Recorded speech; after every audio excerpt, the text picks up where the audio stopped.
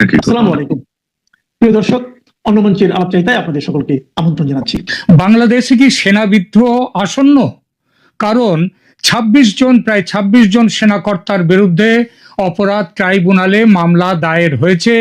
এটা এখন একেবারে প্রকাশিত খবর। জেনারেল ওয়াকারুজ্জামান অনেক চেষ্টা করেও আটকাতে পারেননি। এই সেনাকর্তাদের বিরুদ্ধে গ্রেপ্তারি পরোয়ানা জারি হয়েছে, ফলে তীব্র ক্ষোভ সঞ্চার হয়েছে সেনাবাহিনীতে। গতকাল ঢাকা সেনানিবাসে ৫৬ জন উচ্চপদস্থ সেনাকর্তা বৈঠক করেছেন। এই পরিস্থিতিতে যে প্রশ্নগুলো উঠছে তা হলো, এক, সেনা অফিসারদের বিরুদ্ধে এই সিদ্ধান্ত কেন নিল ইউনূস সরকার? দুই, এর পেছনে আন্তর্জাতিক ষড়যন্ত্র আছে কি? তিন, গতকাল ৫৬ জন সেনাকর্তার বৈঠকে কি আলোচনা হলো এবং কি সিদ্ধান্ত হলো? চার, সেনা বিদ্রোহের সম্ভাবনা কতটা? পাঁচ, সেনার মধ্যে যে পাকিস্তানপন্থী অংশ আছে তারা ফয়জুর রহমানের নেতৃত্বে সরকারের সঙ্গে আছে, তাদের ভূমিকা কি হতে চলেছে? এবং ছয়, শেষ, এই পরিস্থিতিতে সরকার পতনের সম্ভাবনা কতটা? এই প্রশ্নগুলো সংক্ষেপে আলোচনা করব এখনকার প্রতিবেদনে। ইউনূস সরকারের সর্বশেষ সংকট বাংলাদেশের রাজনৈতিক পরিস্থিতি যে অত্যন্ত উত্তেজনাপূর্ণ করে তুলেছে সেটা বলাই বাহুল্য। আন্তর্জাতিক অপরাধ ট্রাইব্যুনালে ২৮ জন ব্যক্তির বিরুদ্ধে মানবতা বিরোধী অপরাধের অভিযোগ আনা হয়েছে, যার মধ্যে রয়েছেন অন্তত ২৫ জন সাবেক এবং বর্তমান সেনা কর্মকর্তা। এর ফলে সেনাবাহিনীর অভ্যন্তরে তীব্র ক্ষোভ উত্তেজনার সৃষ্টি স্বাভাবিক।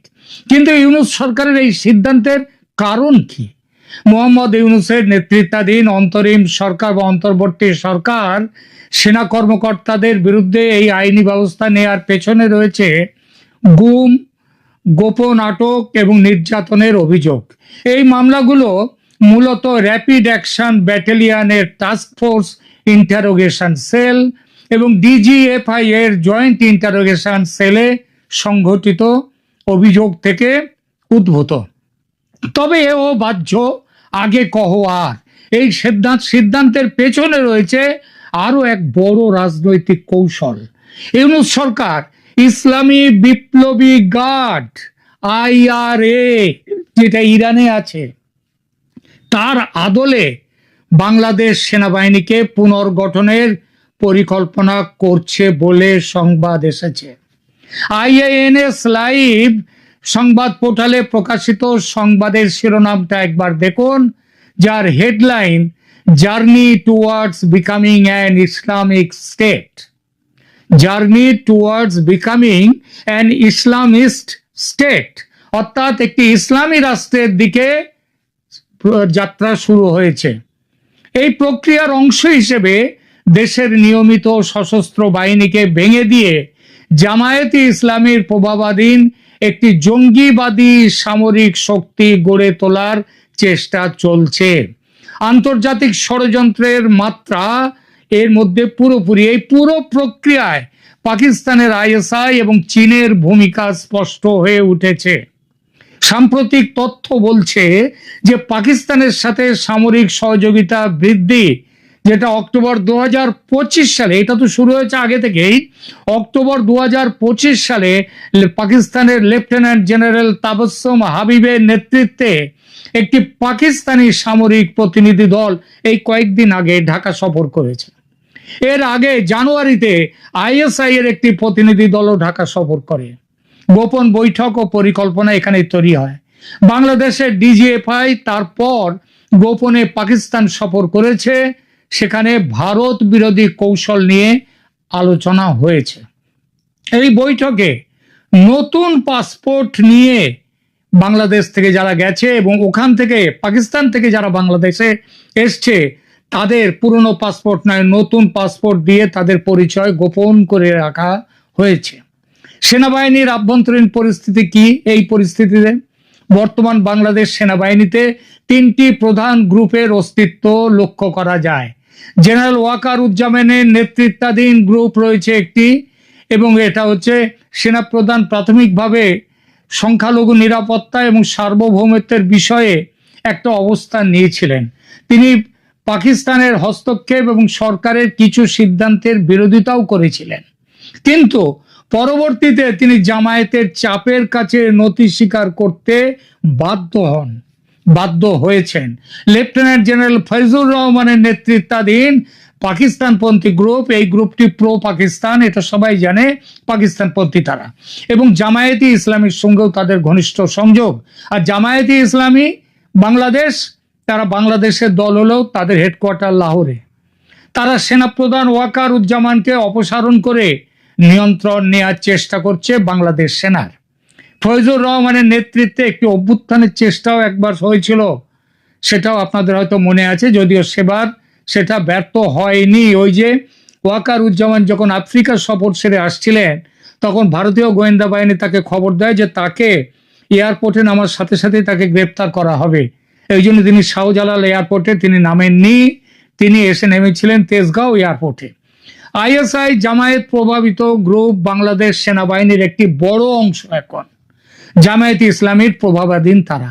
এই গ্রুপ আইএসআই এর নির্দেশনা অনুসরণ করছে এবং ইসলামিক রেভলিউশনারি আর্মি গঠনের পক্ষে রয়েছে, ওই ইরানের মতো, আফগানিস্তানের মতো। এই প্রেক্ষিতে সেনা বিদ্রোহের সম্ভাবনা কতটা আছে দেখা যাক। ইতিপূর্বে আমি একাধিক ভিডিওতে বলেছি, সেনাপ্রধান ওয়াকারুজ্জামানের লোভ আছে 16 আনা, কিন্তু বড় কোনো ঝুঁকি নেওয়ার সাহস নেই, যে জন্যে তিনি গত বছর 5 আগস্টে দেশের মানুষের জান মালের দায়িত্ব নিজের কাঁধে নেয়ার কথা বলেও পিছিয়ে গিয়েছিলেন। সুতরাং বর্তমান পরিস্থিতিতে সরাসরি তার নেতৃত্বে সেনা বিদ্রোহের সম্ভাবনা খুবই কম। তবে তার জায়গায় অন্য কেউ যে অভ্যুত্থান ঘটাবেন না তা নয়। যেখানে এসে দাঁড়িয়েছে বাংলাদেশ পরিস্থিতি, তাতে যে কোনো মুহূর্তে যা কিছু ঘটতেই পারে। পরিস্থিতি অত্যন্ত জটিল, সে বিষয়ে সন্দেহ নেই। এই পরিস্থিতি কেন হলো সেটা তো আগেই বলেছি, যে 25-26 জন সেনা কর্মকর্তার বিরুদ্ধে গ্রেপ্তারি পরোয়ানা জারি সেনাবাহিনীর মধ্যে তীব্র ক্ষোভ ও অসন্তোষ সৃষ্টি করেছে। জেনারেল ওয়াকারুজ্জামান সরকারের সিদ্ধান্ত রুখতে চেষ্টা করেও ব্যর্থ হয়েছেন। এই ব্যর্থতার কারণ সেনাবাহিনীর মধ্যে ঐক্যের অভাব। কারণ সরকার জানে যে সেনাবাহিনীর মধ্যে যদি ওয়াকারুজ্জামান কোনো কঠোর কোনো এই অবস্থান নেন, তার বিরুদ্ধে সেনাবাহিনীর ভেতর থেকেই তার প্রতিবাদ আসবে। ওয়াকার বিরোধী গোষ্ঠীরা এখন রীতিমতো বড় জায়গায় উঠে এসেছে।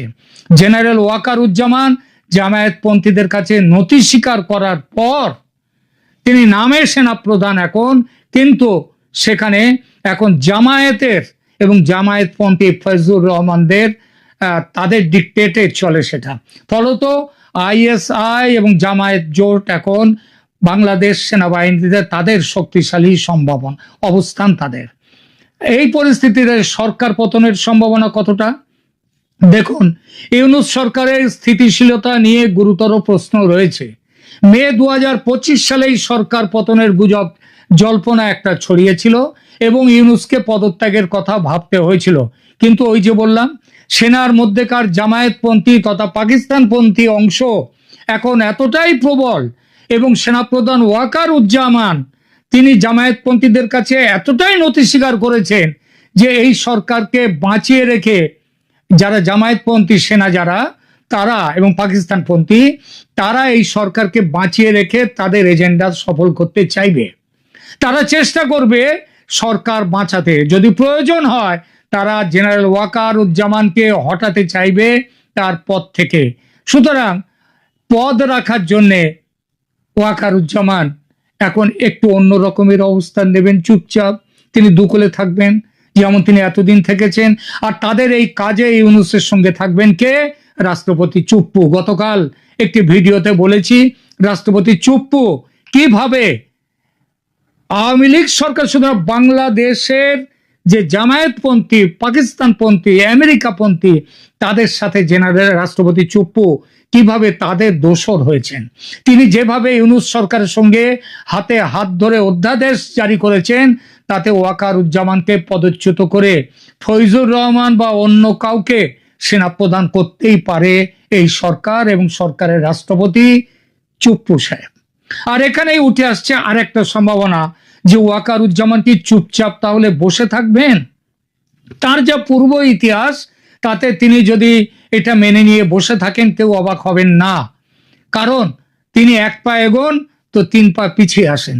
তিনি হয়তো তাকে হয়তো এমন টোপও দেয়া হবে যে তিনি সেনাপ্রধান থাকবেন, তাহলে যেসব অফিসারদের হাত কড়া পরিয়ে ওই পুলিশ ভ্যানে করে, প্রিজন ভ্যানে করে আদালতে নিয়ে যাওয়া হলে তাতে তার আপত্তি কোথায়?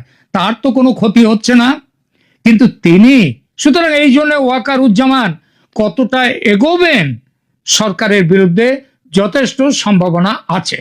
কিন্তু তিনি চুপ হয়ে গেলেও যে অফিসাররা বিচারের মুখোমুখি হচ্ছেন তারা তো মানতে পারবেন না, কারণ মামলা শুরু হলেই যে তাদের চাকরি যাবে, এবং সেটাও চুপ্পু সাহেব সেই অধ্যাদেশও সই করে দিয়েছেন। সেই সঙ্গে চাকরি শুধু যাবে না, তাদের জায়গা হবে কোথায়? হাজতে, তারপর জেলখানা। সুতরাং তারা তো রুখে দাঁড়াবেই, দাঁড়াতে তারা বাধ্য।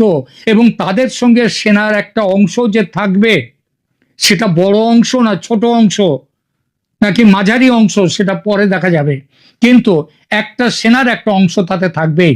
সেই চাপ সহজ হবে না ওয়াকারুজ্জামানের কাছে, তার দু নৌকোয় পা রেখে চলা আর সম্ভব হবে না। আর এখানে ওই যাত্রা দলের বিবেক সেজে মাঝে মাঝে বড় বড় যে ভাষণ দেন, সেসব ভাষণ আর তার চলবে না। আর এখানেই আসছে সরকার পতনের সম্ভাবনা। গতকাল 56 জন সেনাকর্তার বৈঠকের কোনো খবর বাইরে প্রকাশ হয়নি, আইএসপি আর কিছু বলেনি, এটাই স্বাভাবিক, কারণ এই সমস্ত যে বৈঠক হয় তার খবর খুব গোপন থাকে, বাইরে আসে না।